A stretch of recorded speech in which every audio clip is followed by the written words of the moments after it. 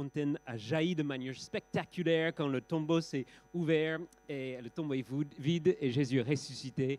Je vous invite sans plus tarder à vous lever et nous allons chanter notre Christ, notre Jésus bien-aimé, victorieux.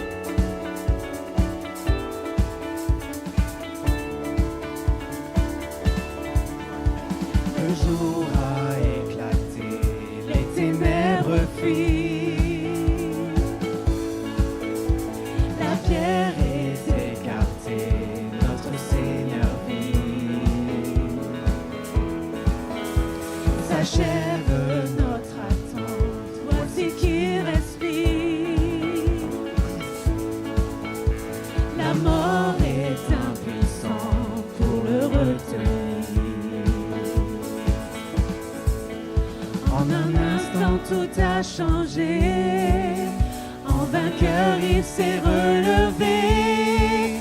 Oh, Christ est victorieux, couronné dans les cieux. Ô mort, où est ton pouvoir? Ô enfer, où est ta victoire? Il règne triomphant pour la durée des temps, le joug du péché brisé, les ténèbres sont renversées. La dette est acquittée, la peine est servie, l'esclave libéré, notre Seigneur vit. L'élan de son esprit en nous insufflé nous relève avec lui, car nous transformés. En un instant tout a changé,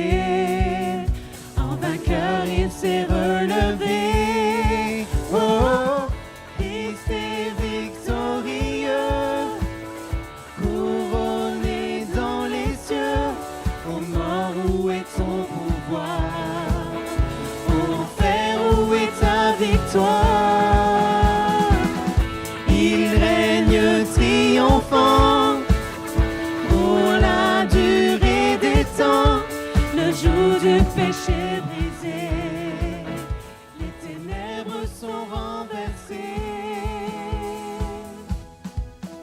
Son royaume est inauguré et ne pourra être ébranlé. Il emmène vers sa cité un cortège de rachetés. Son royaume est inauguré et ne pourra être ébranlé. Il emmène vers sa cité un cortège de rachetés. Oh, Christ est victorieux, couronné dans les cieux. Ô mort, où est ton pouvoir? Ô enfer, où est ta victoire? Il règne triomphant pour la durée des temps. Le jour du péché brisé, les ténèbres sont renversées.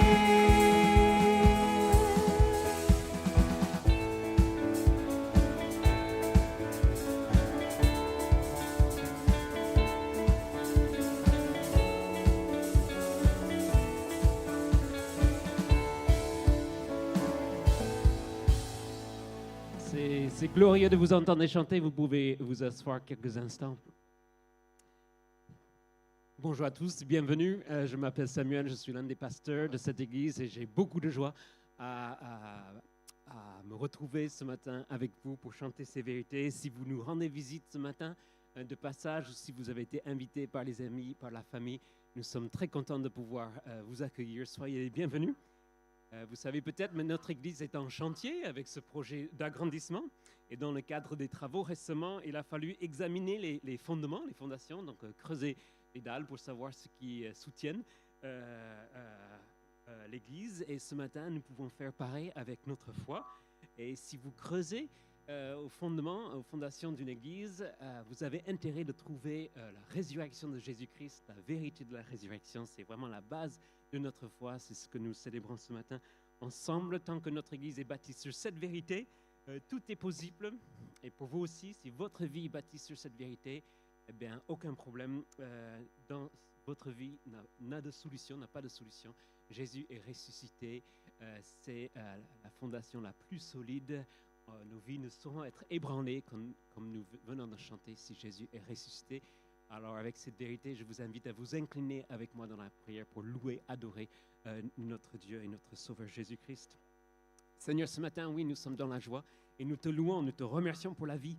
Merci pour Jésus qui est la résurrection et la vie. Et ensemble, nous disons vive le roi, vive la vie.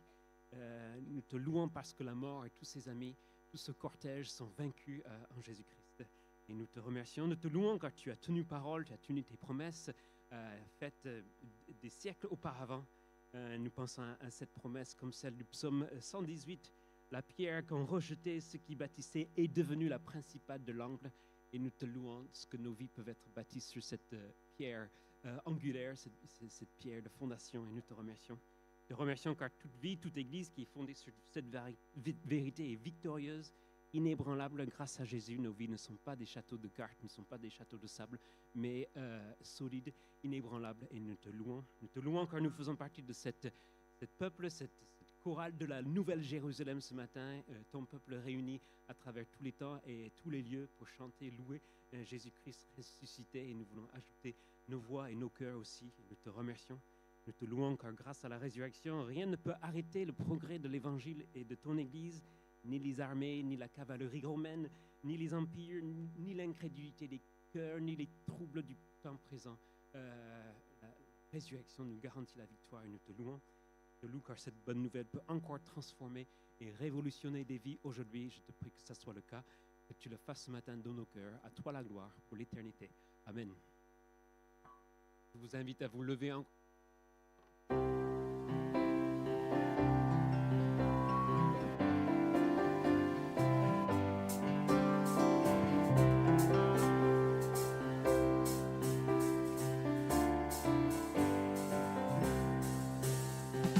À toi la gloire,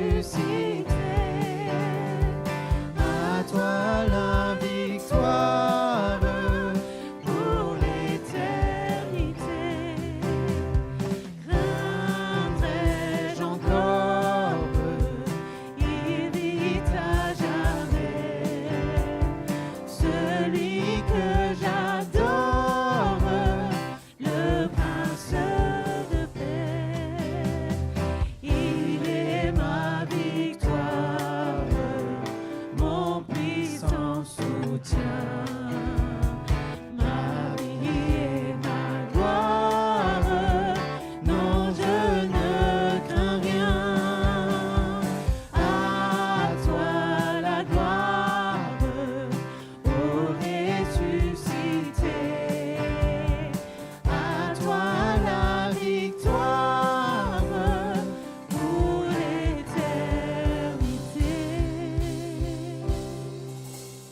Alors, pour le suivant, j'ai besoin de vos voix.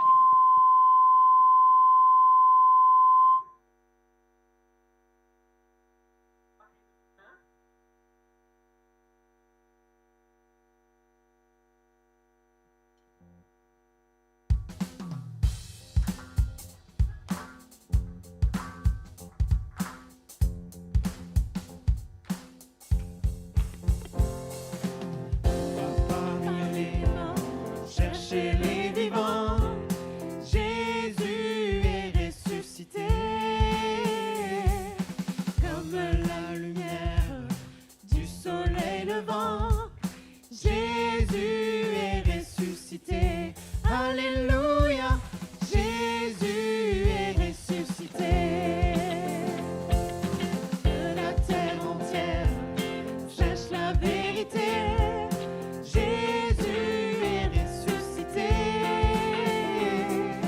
Comme la vie nouvelle qu'il nous a donnée. Jésus est ressuscité. Alléluia, Jésus est ressuscité. L'ennemi est vaincu, il est terrassé. Jésus est ressuscité. À lui la victoire, nous sommes libérés. Jésus est ressuscité. Alléluia, Jésus est ressuscité. Nous voyons sa gloire dans tout l'univers. Jésus est ressuscité. L'image parfaite du Dieu de notre Père. Jésus est ressuscité. Alléluia, Jésus est ressuscité. Acclamons Jésus, il a vaincu la mort. Jésus est ressuscité. Dansons et chantons car il est le plus fort. Jésus est ressuscité. Alléluia, Jésus est ressuscité. Pourquoi parmi les morts chercher les vivants? Jésus est ressuscité. Comme la lumière du soleil levant, Jésus est ressuscité. Alléluia, Jésus est ressuscité. Jésus est ressuscité. Jésus est ressuscité.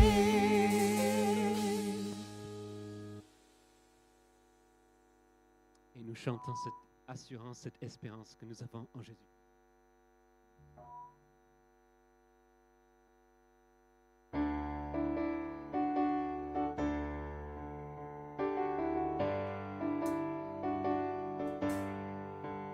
Et toute mon espérance, Jésus-Christ, Jésus-Christ, est mon unique assurance.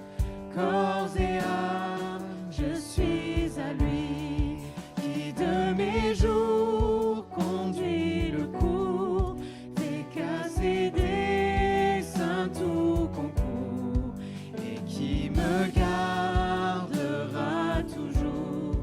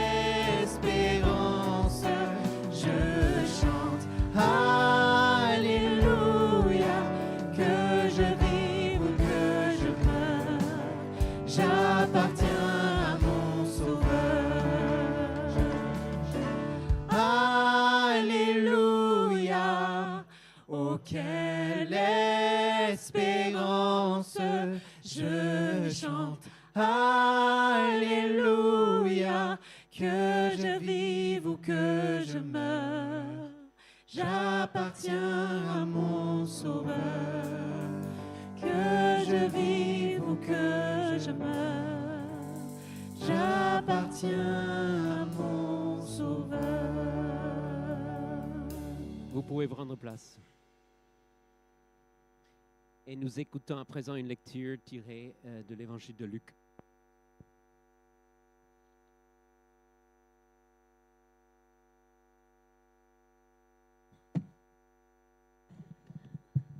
Bonjour à tous. Ouvrons nos Bibles dans Luc, chapitre 24, versets 1 à 11.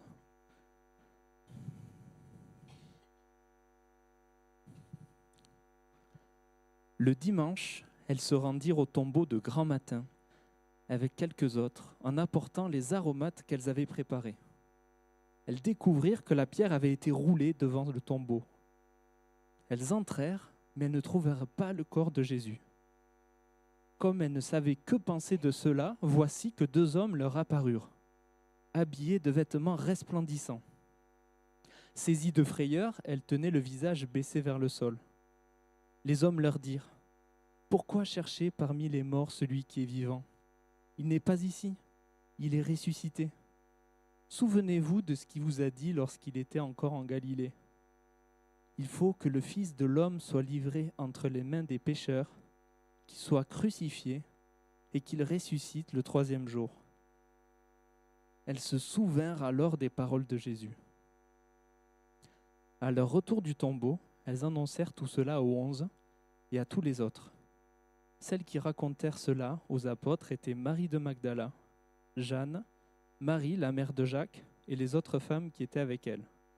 Mais ils prirent leur discours pour des absurdités et ils ne crurent pas ces femmes. Je vais prier. Oui, merci Seigneur, parce que le tombeau est vide, tel que tu l'avais annoncé. Tu as été crucifié à notre place, par amour pour nous, et tu es ressuscité le 3e jour. Aujourd'hui encore, tu es bien vivant et présent parmi nous. Pardon Seigneur si parfois, comme ces disciples qui ont oublié tes promesses, on peut douter, on peut vaciller, être incrédule face à l'évidence. Aide-nous plutôt à être comme ces femmes qui se sont souvenues de tes paroles, qui se réjouissent à l'accomplissement de tes promesses, qui courent avec assurance pour annoncer la bonne nouvelle de ta résurrection. Fais-nous cette grâce, Seigneur, d'être assurés que peu importe les circonstances de nos vies, tu nous aimes et tu contrôles toutes choses. Amen.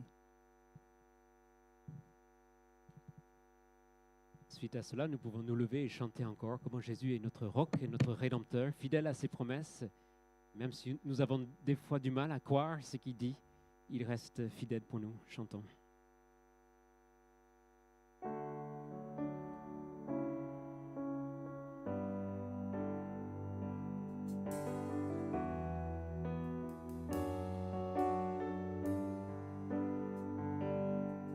Seigneur, mon roc et mon rédempteur, tout trésor de mon âme assoiffée,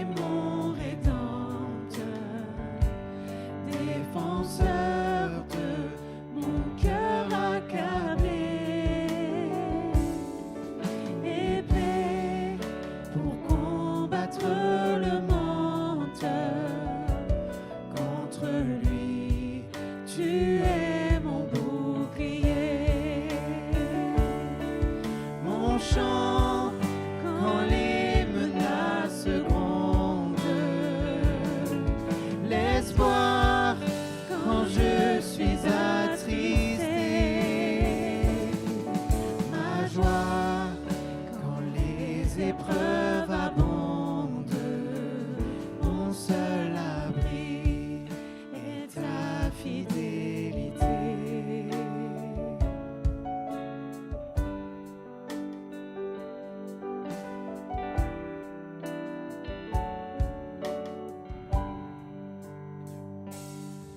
Seigneur, mon roc et mon rédempteur, toi le sauveur de vie ravagée,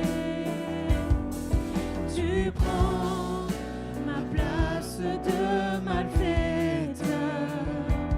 À la croix, tu meurs pour tout payer. Tu vis de la mort, tu es vainqueur. Tu brises les liens de mon péché. Tu vis de la mort, tu es vainqueur. Tu brises les liens de mon péché. Seigneur, mon roc et mon rédempteur, à toi la gloire, ô roi ressuscité. À toi la gloire, ô roi ressuscité. Et vous savez, on étudie l'évangile de Matthieu qui rappelle que Jésus est un roi, il est ressuscité, il règne et il revient pour régner. Donc nous pouvons à tout moment nous réjouir de cette réalité. Chrétien, réjouis-toi.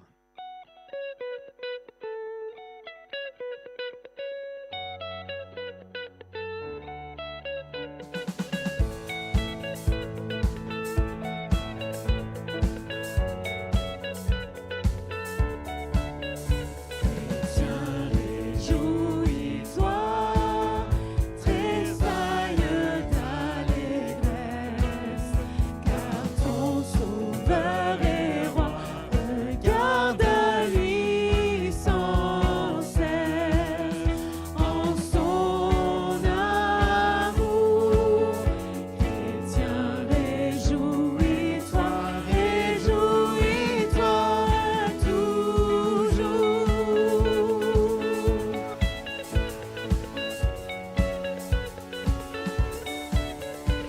Exalte le Seigneur, il a sauvé ton âme, de la comblée d'honneur après la croix infâme.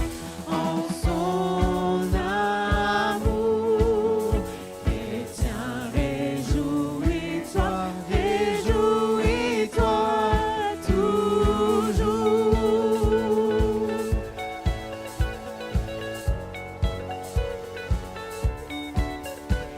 Éclatant saint transport, voici ton Dieu convie les portes de la mort au prince de la vie. En son amour, chrétien, réjouis-toi, réjouis-toi toujours.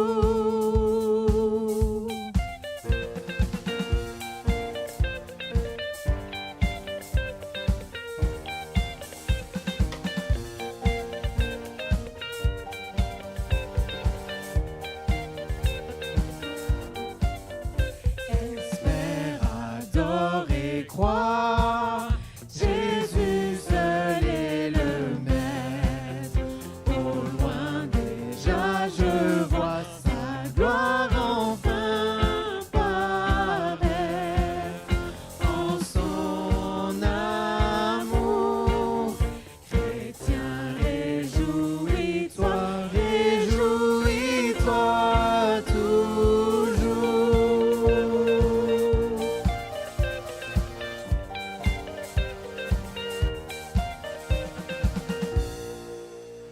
rester debout quelques instants et saluer votre voisin, votre voisine. Souhaite-lui un joyeuse Pâques. Dites-lui que Jésus est ressuscité et j'invite la chorale à venir s'installer sur l'estrade.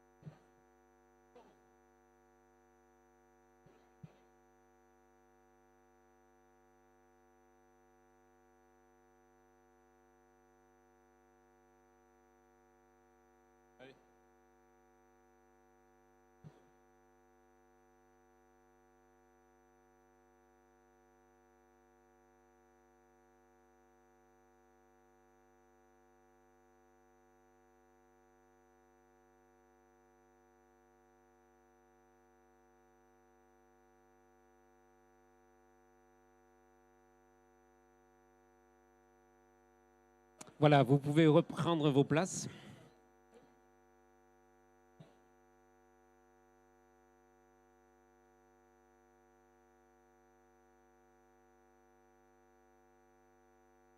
Voilà, en ce dimanche de Pâques, la chorale a tenu à vous présenter un chant qui s'intitule Don't Cry, ne pleure pas, ça s'inspire de l'histoire où Jésus retrouve Marie dans le jardin. Et pourquoi pleures-tu?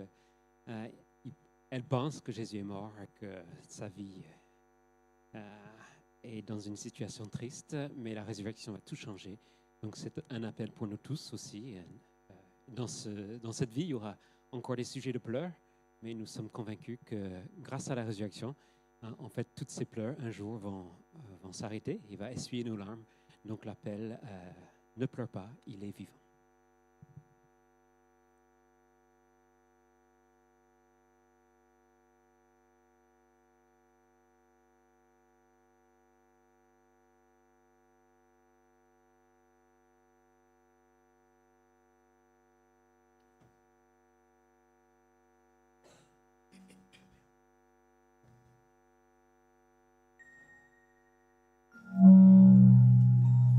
Why do you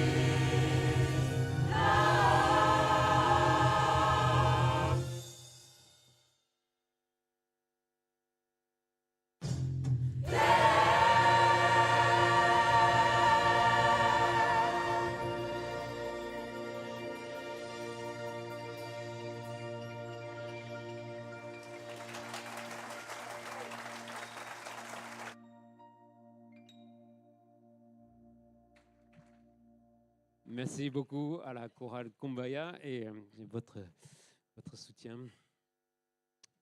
J'aimerais à présent vous donner quelques nouvelles de la vie d'église. Alors, nous sommes dans le week-end de Pâques et demain, il y aura lieu on poursuit les festivités. On s'est déjà retrouvés plusieurs fois ce week-end, vendredi soir, ce matin au jardin et ici maintenant. Mais demain, on poursuit, c'est férié, donc on se retrouve à la forêt de Bouconne pour un pique-nique tous ensemble. Venez vers les coups de midi et apporter de quoi partager un pique-nique. Encore une fois, on rappelle qu'ils ne veulent pas des feux, des barbecues, donc apporter des choses déjà grillées si vous le souhaitez. En tout cas, ça c'est demain à la forêt de Bouconne. On se retrouve du côté de la base de loisirs. Donc cherchez base de loisirs, forêt de Bouconne sur votre GPS et vous trouverez toute l'église. Et c'est des moments très réjouissants. La semaine arrive bientôt, le samedi 25 avril. Le LTM organise un brunch où vous pouvez dessiner votre verset préféré. Donc il faut s'inscrire. Il y a un petit coût de 15 € pour organiser le matériel et le brunch. Donc merci de vous inscrire ou demander renseignement auprès d'une des femmes du comité pour vous renseigner et vous pouvez participer à cela. Aussi, dans 15 jours, il y aura lieu une action de l'association Moins de bas, plus de cœur qui s'appelle Quartier propre. Donc nous nous retrouvons ici dimanche après-midi à 14 heures, on passe une petite heure, une heure et demie, à embellir notre quartier. Nous voulons rappeler que Jésus nous a transformés, nous a donné la pureté du cœur et nous voulons que cela se reflète aussi dans nos vies, dans notre entourage. Et donc, nous voulons faire du bien à notre ville. Alors, venez, petits et grands, et on ira apporter, montrer que notre Église tient à cœur sa ville et son amélioration, son embellissement. Et nous croyons que c'est possible aussi par l'Évangile. Donc, ça, c'est dans 15 jours, le 19 avril. Et ce matin, avant de prier, on a une petite pensée pour nos amis au Sénégal. Il y a une équipe de l'Église qui est partie au Sénégal. Voilà un instant avec les enfants. Ils partagent ensemble. Les nouvelles sont très bonnes. Ils sont très réjouis de tout ce qu'ils peuvent partager. Ils interviennent encore ce matin dans les églises. Il y a une belle entente entre les frères et sœurs là-bas et l'équipe de l'EBTM, et on est très contents. On pense aussi à nos collégiens qui vivent un week-end de Pâques du côté de Toulon à Matania. Et ils vont certainement vivre des bons moments ensemble. Donc ça fait beaucoup de choses. Et oui, Dieu bâtit son Église un peu partout, pas que à Toulouse, mais dans le monde entier. Et c'est réjouissant. Alors je vous invite à vous incliner encore une fois avec moi dans la prière. Seigneur, comme nous venons de prier et chanter, je te prie que la résurrection de Jésus nous donne de la consolation dans l'épreuve, que cela nous donne du courage dans la mission, que cela nous donne du zèle dans le service, de savoir que Jésus est ressuscité. Rien ne peut arrêter cette victoire et ton Église qui est bâtie sur cette victoire. Rien de nous aider. Nous rappelons ce matin que si Jésus n'est pas ressuscité, toutes nos activités d'Église sont ridicules, ça ne sert à rien, mais il est ressuscité. Et donc nos activités, nos services, notre travail pour toi n'est pas en vain. Et nous te prions de nous motiver par cette pensée. Je te prie que tu bénisses l'équipe qui est partie sur le champ missionnaire à l'étranger, soit leur bouclier, soit leur protection, bénis leurs activités, les interventions dans les églises ce matin même. Nous te prions de les bénir, de les encourager, de les réjouir, et que les chrétiens du monde entier puissent se réjouir de la résurrection. Je te prie pour nos collégiens qui sont à Toulon. Donne-leur un week-end qui est fort riche, déterminant pour leur vie, pour leur foi, leur compréhension de l'Évangile. Bénis Julie qui les encadre là-bas et toute l'équipe de Matania. Nous te prions de les encourager par ce week-end avec tous ces jeunes à Matania. Je te prie pour nous tous ici ce matin, que quelque chose dans ce culte, dans le message qui sera prêché maintenant, puisse nous interpeller tous personnellement, comme tu as fait pour Marie, quand Jésus l'a appelé par ton nom. Je te prie que tu nous appelles chacun par notre nom ce matin, pour nous rassurer, pour nous appeler à toi, pour nous parler, pour nous rappeler que tu es vivant, que nous puissions tous repartir avec un mot pour nos cœurs, chacune. Nous te louons et nous te bénissons. Au nom de Jésus-Christ, amen. Nous allons laisser nos enfants partir et aussi prendre nos offrandes. Si vous nous rendez visite ce matin, ne vous sentez pas obligés. Par contre, si vous nous rendez visite, vous pouvez laisser vos coordonnées. Nous avons un fiche qui s'appelle « Restons en contact » et nous pouvons rester en contact avec vous si vous souhaitez poursuivre votre cheminement dans la foi avec nous. Sinon, je vous invite à vous lever pour chanter encore notre fondation, notre fondement, qui est Jésus, notre pierre angulaire, avant d'entendre le message du pasteur Vincent.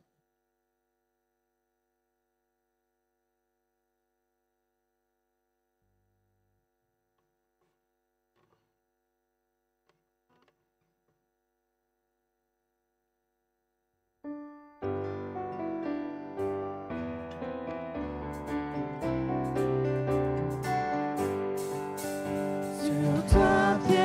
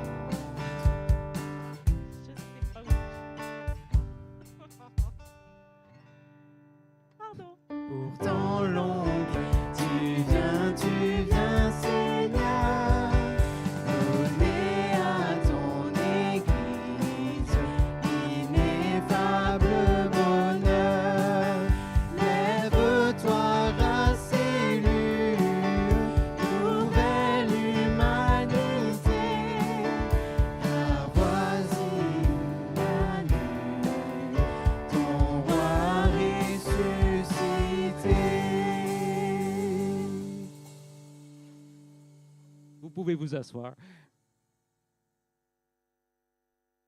C'est les aléas du direct.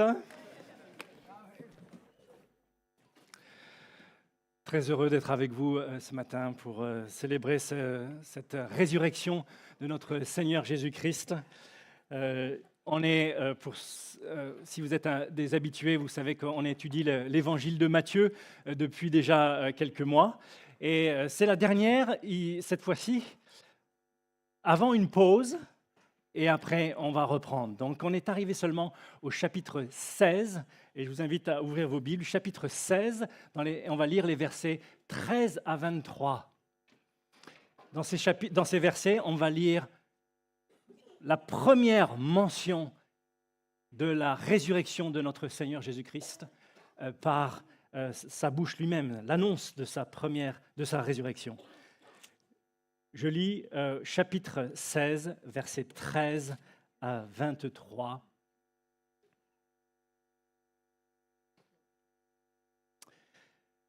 Jésus étant arrivé dans le territoire de Césarée de Philippe, demanda à ses disciples: « Qui suis-je au dire des hommes? Moi, le Fils de l'homme. » Ils répondirent: « Les uns disent que tu es Jean-Baptiste, les autres Élie, les autres Jérémie ou l'un des prophètes. » « Et vous, leur dit-il, qui dites-vous que je suis ?» Simon-Pierre répondit: « Tu es le Christ, le Fils du Dieu vivant. » Jésus, reprenant la parole, lui dit: « Tu es heureux, Simon, fils de Jonas, car ce ne sont pas la chair et le sang qui t'ont révélé cela, mais c'est mon Père qui est dans les cieux. Et moi, je te dis que tu es Pierre, et que sur ce roc, je bâtirai mon église, et que les portes du séjour des morts ne prévaudront point contre elle.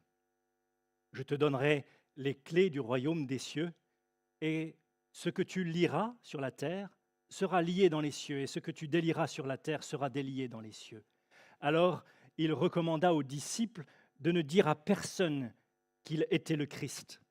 Dès lors, Jésus commença à faire connaître à ses disciples qu'il fallait qu'il aille à Jérusalem, qu'il souffre beaucoup de la part des anciens, des principaux sacrificateurs et des scribes, qu'il soit mis à mort et qu'il ressuscite le troisième jour.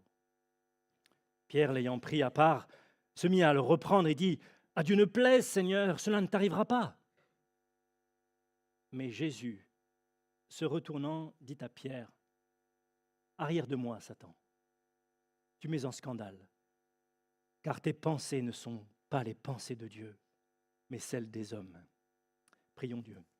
Seigneur, nous voulons te remercier pour ta parole. Elle est la vérité, elle est un fondement solide, Seigneur, pour nos vies.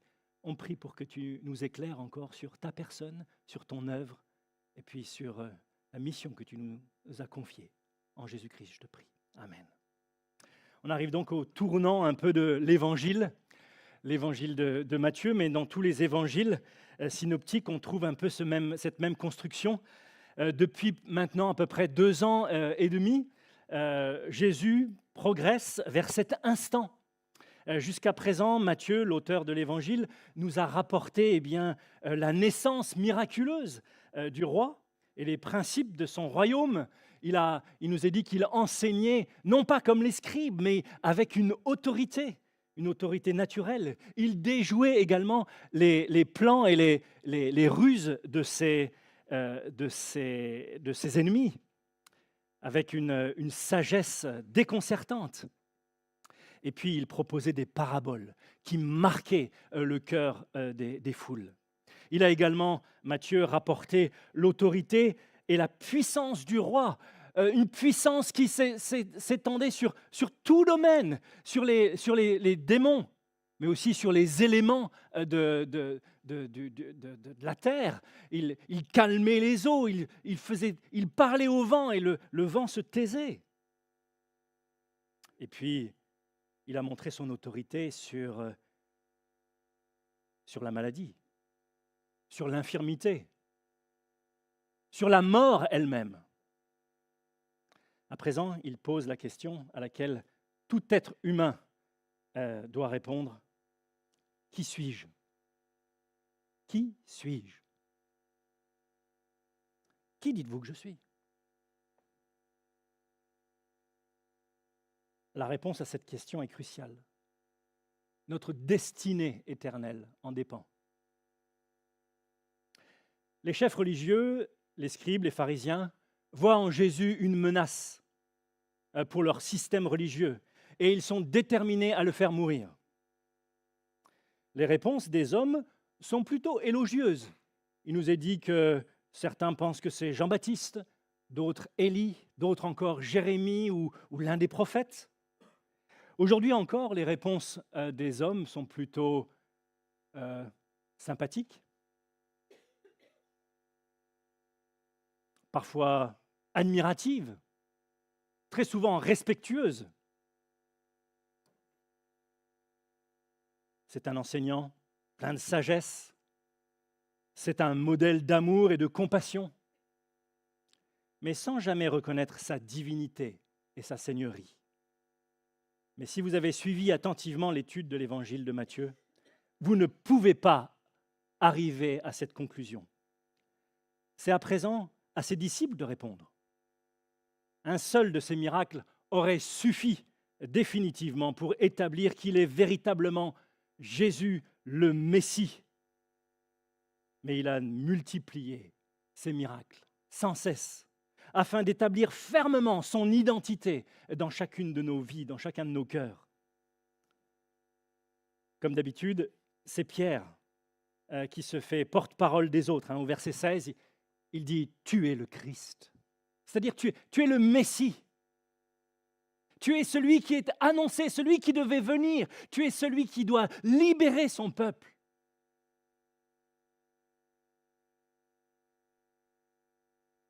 Tu es le Fils du Dieu vivant.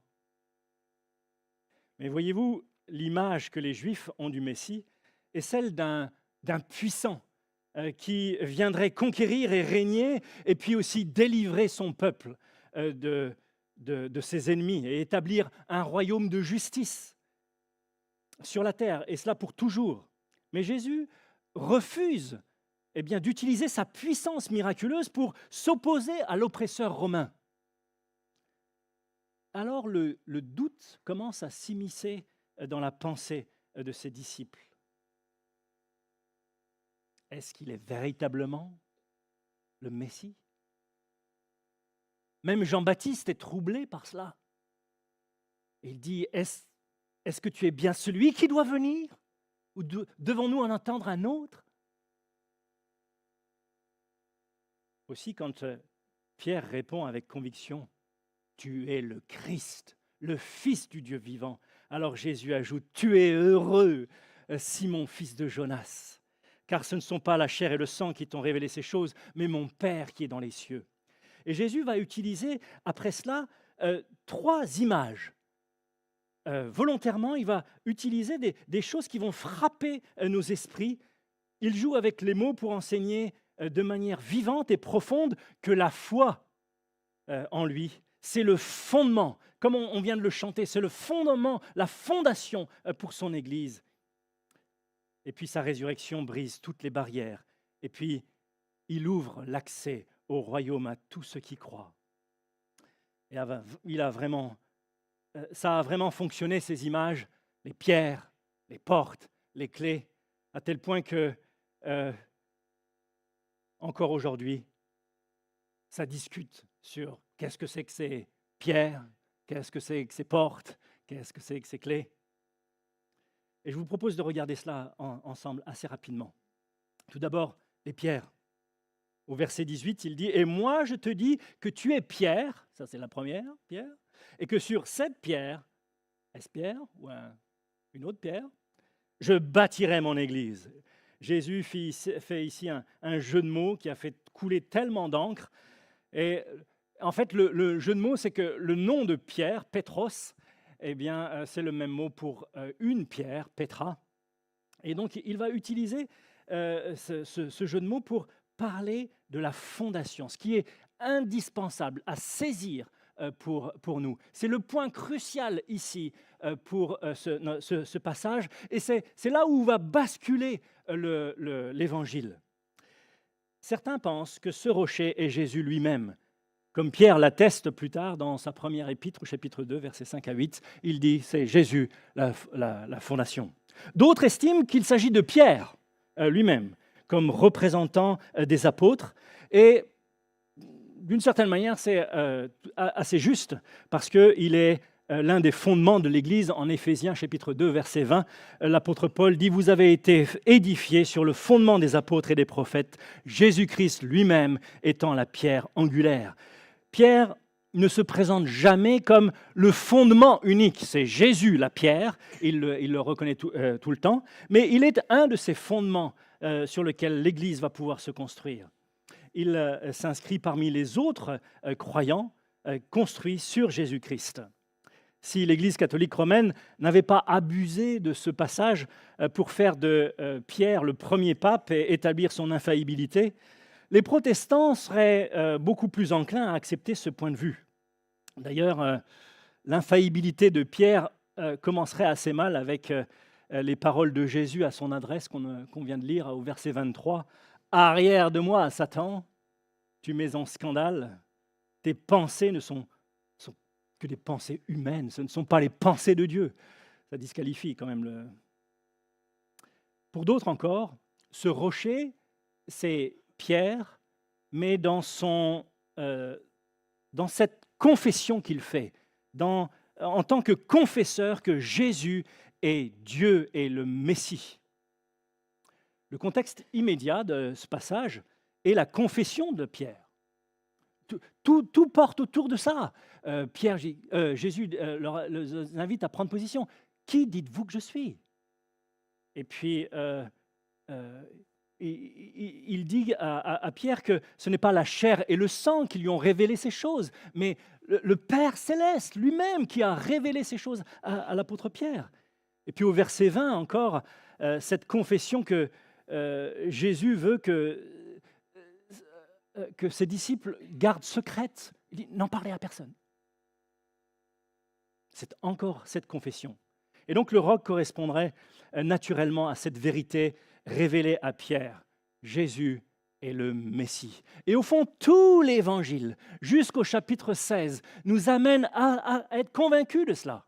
Et si vous n'êtes pas convaincu que Jésus est le Messie, le Fils de Dieu vivant, au chapitre 16, recommencez au début. Recommencez au début. Il faut que vous soyez intimement convaincus de cela. Pourquoi? Parce que toute la suite va dépendre de cela. Il va monter à Jérusalem. Il va être rejeté. Il va être condamné à mort, fouetté, et puis crucifié. Et il va mourir. Mais 3 jours plus tard, il ressuscitera. Si vous n'avez pas saisi que c'est le Messie, que c'est Jésus, le Fils de Dieu, Dieu lui-même, qui est capable de porter vos fautes, alors vous passez à côté de l'Évangile. Et c'est pour ça que Jésus parle de cette pierre, de cette fondation. Cette confession est une fondation pour l'Église. Toute l'Église est bâtie là-dessus, sur cette proclamation. Dans 2 semaines, on va avoir des baptêmes.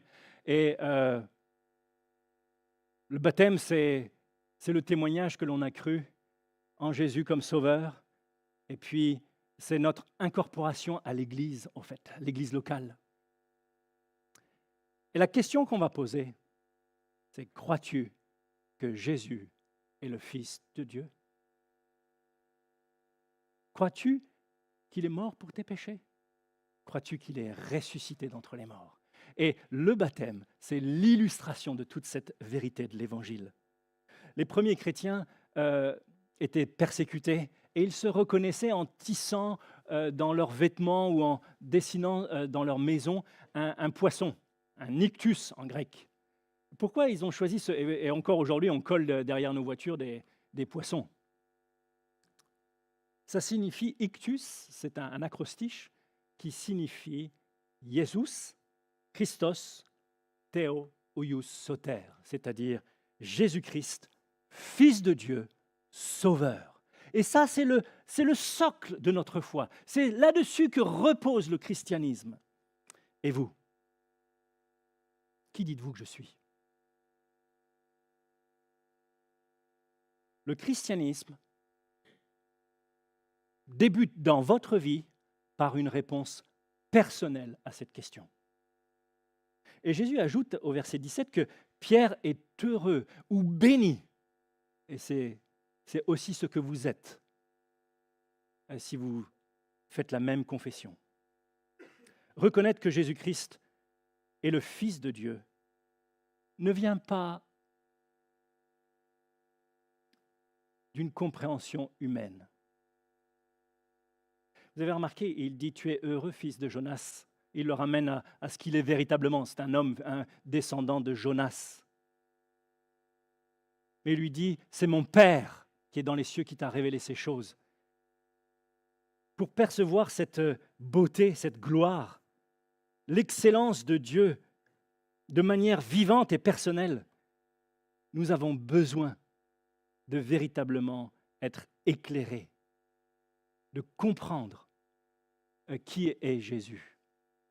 Jusqu'ici, les Pierre et les disciples comprennent que Jésus est le Messie, le Fils de Dieu, et qu'il sauve, mais ce qu'ils ne comprennent pas véritablement, c'est de quelle manière il va sauver. Et nous aussi, on a besoin de mieux comprendre qui est Christ, comment il sauve. Et c'est pour ça qu'on a besoin d'être éclairé par Dieu. C'est-à-dire, il y a des vérités que l'on a lues, qui sont là dans notre compréhension, dans notre tête. Mais si ces vérités ne descendent pas dans notre cœur, ne sont pas éclairées par l'Esprit de Dieu pour qu'on puisse véritablement comprendre à quel point c'est important, alors on passe à côté de ce plan extraordinaire. La foi authentique implique plus qu'un accord intellectuel. Elle dépend de cette action surnaturelle de Dieu, sans laquelle l'être humain reste aveugle à la vraie gloire divine. Tous ceux qui sont déjà venus chez nous savent que pour passer dans notre séjour, il y a une toute petite marche. Et vous avez peut-être appris cela à vos dépens. On est tout le temps en train de dire « Attention, il y a une marche, attention, il y a une marche ». Pour éviter de ramasser les gens par terre. Depuis peu, on a mis une lumière LED sur toute la marche là. Ça éclaire, mais depuis, on a toujours l'impression qu'il y a un ange dans la cuisine. Mais la marche est toujours là, depuis toujours. Et vous avez pu constater cette marche. Mais la lumière nous éclaire pour éviter de trébucher sur cette marche. Eh bien, c'est un peu la même chose avec l'illumination divine. Il n'amène pas quelque chose de nouveau. Il éclaire ce qui est déjà là. Les miracles de Jésus. Il éclaire sa personne, ses paroles. Et à ce moment-là, elles deviennent réelles, elles deviennent nôtres. On s'en saisit. Et il n'y a pas une chose plus importante pour nous que Jésus-Christ soit le Messie, celui qui est mort pour nous. L'apôtre Pierre, il ne dit pas « on dit que », mais il dit « je sais que tu es le Messie ». Est-ce que vous pouvez dire cette même chose? Est-ce que vous pouvez dire « je sais qu'il est le Messie ». Je sais. Ça, c'est le roc sur lequel vous pouvez fonder votre vie. L'apôtre Paul, dans son épître aux Éphésiens, il prie sans cesse que le Dieu de notre Seigneur Jésus-Christ, le Père de gloire, nous donne un esprit de sagesse et de révélation dans sa connaissance, qu'il illumine les yeux de votre cœur pour que vous sachiez quelle est l'espérance qui s'attache à son appel, quelle est la richesse de la gloire de son héritage qu'il réserve aux saints. Voilà le roc sur lequel Jésus bâtit son Église. Et voilà une prière que nous pouvons faire pour nous-mêmes et pour ceux qui nous entourent. Seigneur, révèle-toi, révèle ces vérités à nos cœurs, ouvre nos yeux pour une compréhension plus complète, plus profonde de qui tu es. Nous avons besoin de saisir que Jésus est le Messie, le Fils de Dieu. Et ça, c'est un préalable avant de comprendre comment il nous sauve. Et ça, c'est notre deuxième point, les pierres, les portes. Verset 18.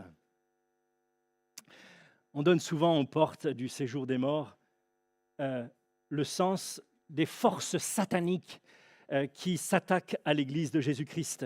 Et du coup, une interprétation que l'on fait couramment est que l'Église résistera aux assauts de l'ennemi. Mais les portes,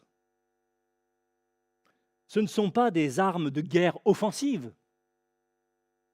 Elles ne visent pas à conquérir, mais plutôt à défendre, à protéger, à garder ceux qui sont derrière elles.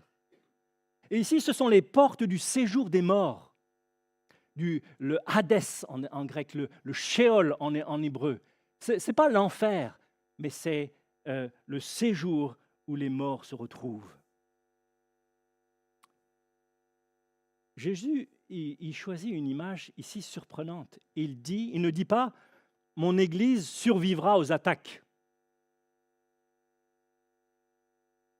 Il dit « les portes de la mort ne tiendront pas contre mon Église. » Ce n'est donc pas l'Église qui est assiégée, mais c'est la mort.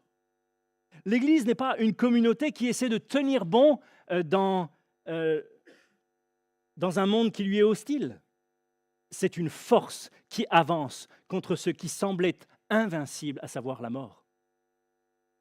Comment est-ce possible ? Pourquoi les portes du séjour des morts ne prévaudront point contre elle ?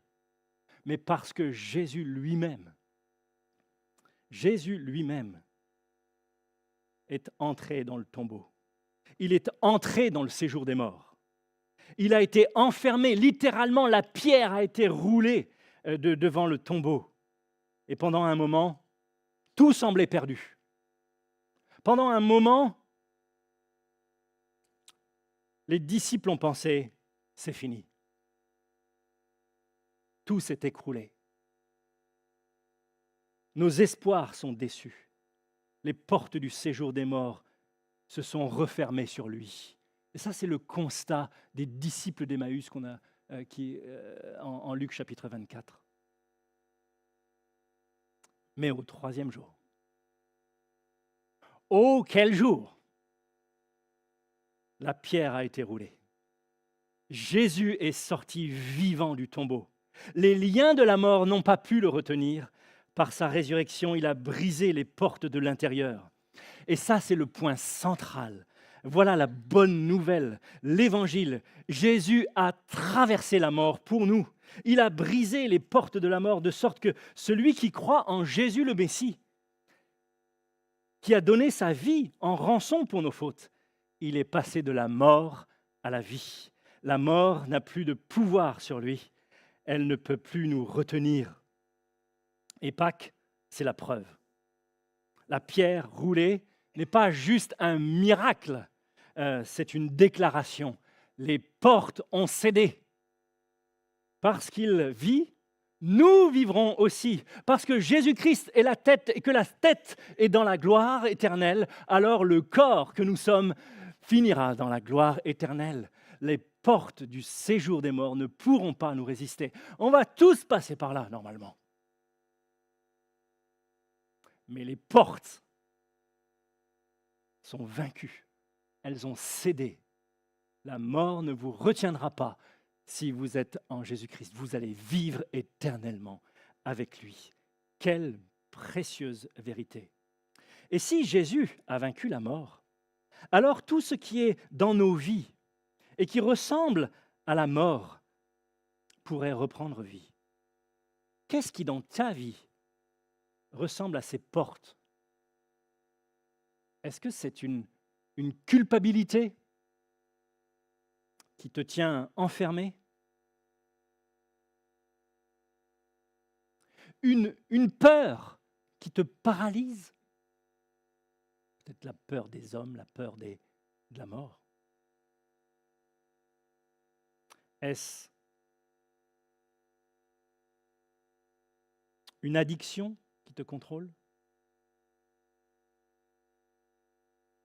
Est-ce une blessure ancienne qui t'emmure, qui t'isole? Tu as l'impression que c'est fermé. C'est fermé de l'intérieur. C'est irréversible. Ça ne changera pas. Mais Jésus, le prince de la vie, a vaincu pour nous donner une espérance solide. Et ça, c'est encore le sens de la prière de l'apôtre Paul pour notre illumination.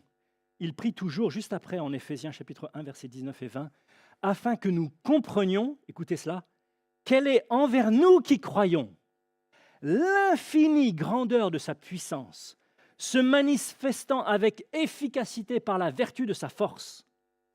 Il l'a déployée en Jésus-Christ, en le ressuscitant des morts et en le faisant asseoir à sa droite dans les lieux célestes.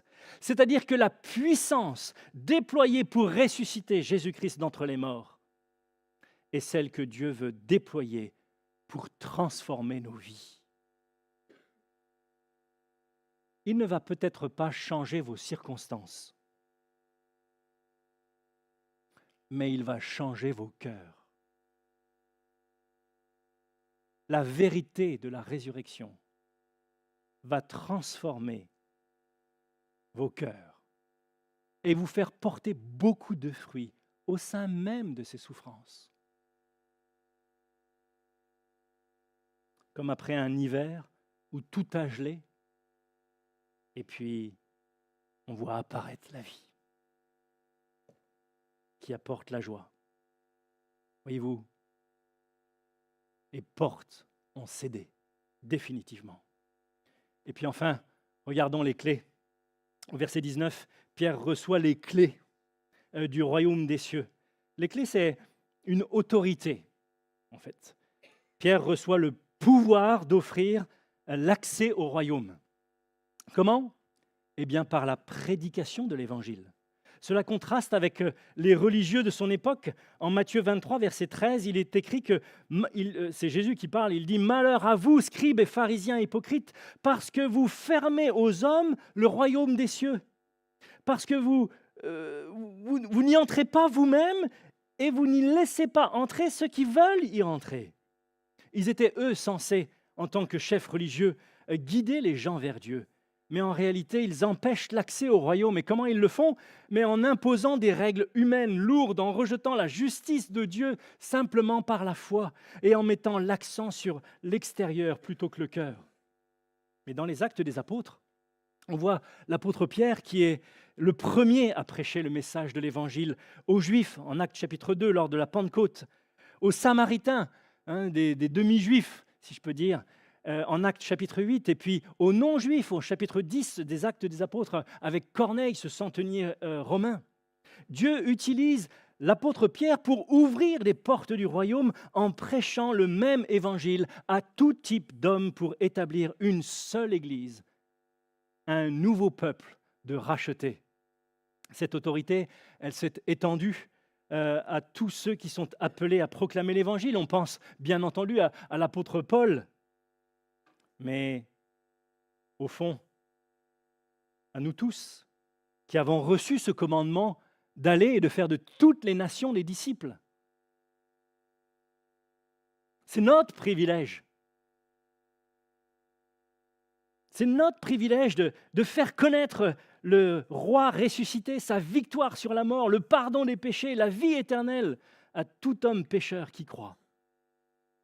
Que notre Église soit véritablement un phare pour attirer une multitude à la foi en notre Seigneur Jésus-Christ. C'est ce que l'on souhaite. C'est pour cela qu'on envoie une équipe au Sénégal, pour qu'elle elle brille, qu'elle annonce le Seigneur Jésus-Christ. C'est pour ça que nous sommes dispersés tout le reste de la semaine, la plupart du temps seuls à notre travail ou dans notre lycée, à la fac ou dans notre quartier, pour être des témoins fidèles du Seigneur Jésus-Christ. Et ce que nous devons confesser, c'est Jésus-Christ comme Messie, comme Seigneur, qui s'est offert à la croix pour nous et qui est ressuscité d'entre les morts. Mais Pierre a également le pouvoir de reconnaître une confession de foi crédible comme la sienne, pour accueillir des nouveaux croyants dans l'Église par sa grâce. Il a aussi cette capacité à dire « Non, ça, c'est pas l'Évangile, ça, c'est pas le Seigneur, ça, c'est pas le Jésus de la Bible, c'est pas le Jésus des Évangiles. » Vous comprenez? Cette clé, elle fonctionne aussi comme ça. Il y a des clés pour ouvrir ou pour fermer l'accès au royaume de Dieu. Au fond, ce n'est pas lui qui décide, mais il est en mesure de reconnaître si l'Évangile est là ou pas. Au fond, la clé, c'est l'Évangile. Dans ce verset 19, dans la Bible du Semeur, est traduit ainsi « Je te donne les clés du royaume des cieux. Tous ceux que tu excluras sur la terre auront été exclus aux yeux de Dieu, et tous ceux que tu accueilleras sur la terre auront été accueillis aux yeux de Dieu. Ce qui est décidé sur la terre reflète ce qui est déjà décidé dans le ciel. » Autrement dit, ce n'est pas Pierre ou l'Église qui décide en premier lieu, mais Dieu qui a déjà tranché. Et l'action sur la terre est rendue simplement visible, la réalité. Accueillir, c'est reconnaître qu'une personne appartient à Dieu, qu'elle confesse véritablement Jésus-Christ. Elle est reçue comme disciple. Et ça, c'est le rôle de l'Église, d'identifier les véritables chrétiens et de les incorporer dans son Église. Exclure, c'est reconnaître qu'une personne ne fait pas partie du royaume.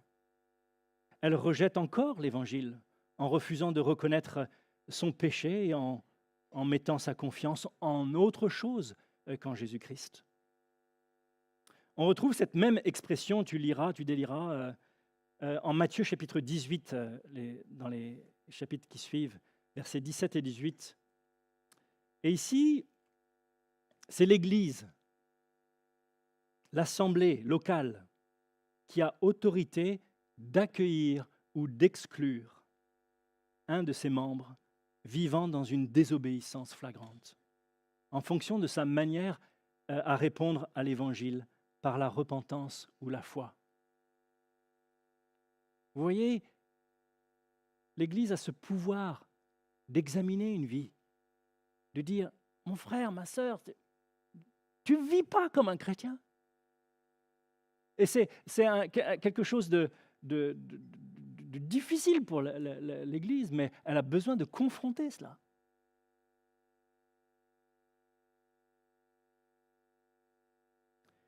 Et on sait bien qu'on est tous des pécheurs, et qu'un jour ou l'autre, on sera confronté à notre propre péché, à nos propres fautes. Mais ce n'est pas ça qui fait qu'on est exclu ou inclus dans l'Église. C'est l'absence de repentance qui nous exclut. C'est l'absence de reconnaissance que Jésus-Christ est mort pour ce péché et qu'il m'invite à une transformation, à un changement de vie qu'on ne peut plus vivre comme avant. Pour beaucoup, les portes sont encore fermées. Ils sont prisonniers de leur faux raisonnement, de leur propre justice. Ils sont captifs de leurs péchés. Ils sont liés par toutes sortes de peurs, crainte des hommes. Ils ne voient pas la puissance de Christ ressuscité. Prions que Dieu illumine les yeux de nos cœurs pour qu'ils connaissent le Seigneur Jésus-Christ, le Messie, qu'ils comprennent l'espérance qui est offerte aux croyants et la gloire que Dieu réserve à ses rachetés et la puissance de sa résurrection capable de transformer nos cœurs en profondeur. Le message, Jésus-Christ est le Messie. Et parce qu'il est le Messie, il est qualifié parfaitement pour offrir sa vie en rançon pour nous, ce dont il donne une preuve certaine en ressuscitant d'entre les morts. Et parce que Christ est ressuscité, il nous envoie chacun être ses témoins pour ouvrir apporter le message et ouvrir le royaume au monde. Et puis, il nous invite à former l'Église et à garder l'Église attachée à son Seigneur. Que Dieu nous bénisse. Que cette journée où on célèbre la résurrection de notre Sauveur, eh bien, soit pour chacun d'entre nous une grande joie. Si vous n'avez jamais reçu Jésus-Christ, tel qu'il est, savoir comme votre Sauveur, comme le Messie, je vous invite à prier dans cette journée et de demander au Seigneur, révèle-toi à mon cœur, ouvre mes yeux. Tu n'es pas simplement un prophète, tu es Dieu. Et parce que tu es Dieu, tu peux payer pour mes fautes, une dette éternelle. Prions Dieu.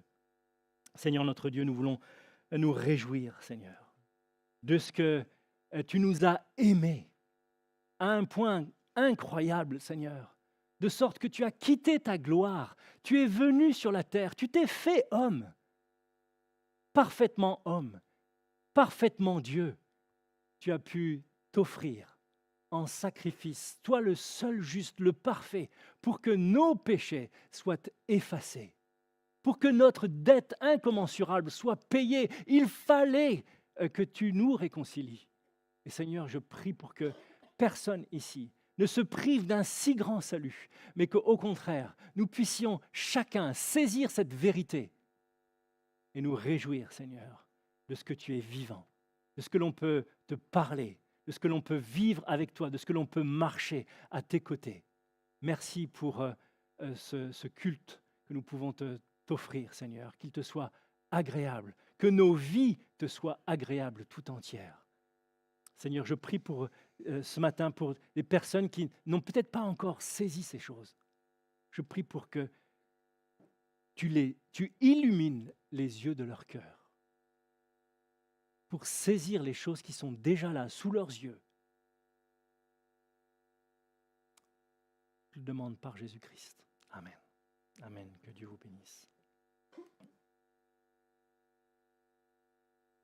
Nous allons nous lever pour chanter ce cantique que notre Église aime bien, qui donne toute la gloire à Jésus, le roi des rois, et à tout ce Dieu trinitaire, Père, Fils et Saint-Esprit, qui ont accompli un grand salut pour nous.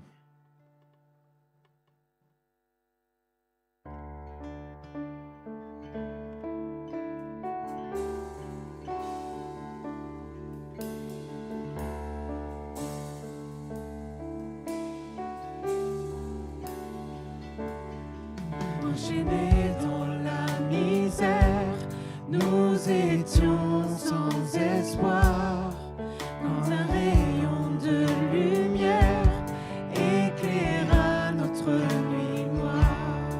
La promesse des prophètes par la Vierge est incarnée, divine splendeur parfaite dans une crèche voilée.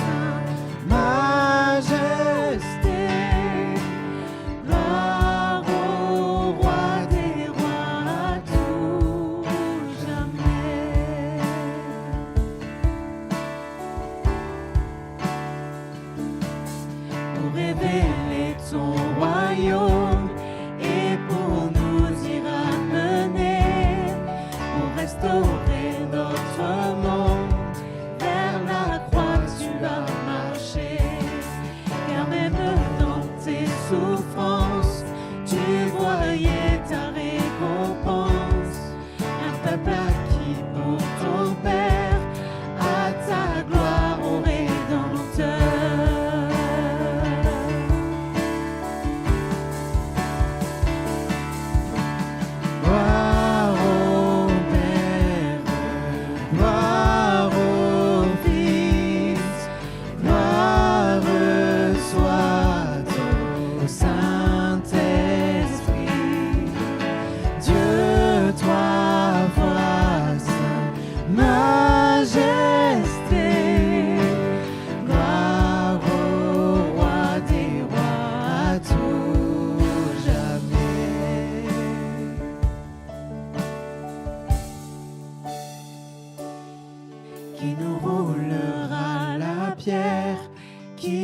a dérobé son corps, mais ses craintes s'évaporent en cette nouvelle aurore. Et la mort lâche sa proie, son aiguillon est brisé, tout le ciel danse de joie, Jésus est ressuscité. Et l'église de Christ est née, par son esprit enflammé, messagère de la nouvelle, qui devient toujours plus belle. En son sang et en son nom, Dieu pardonne le pécheur. Aujourd'hui nous proclamons, Jésus vit, il est vainqueur.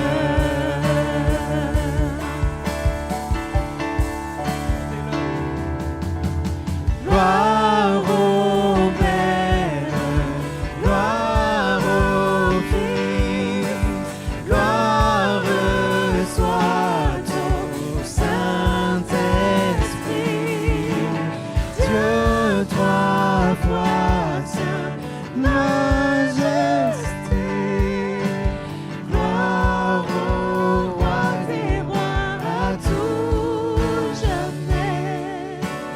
Gloire au roi des rois à tout jamais.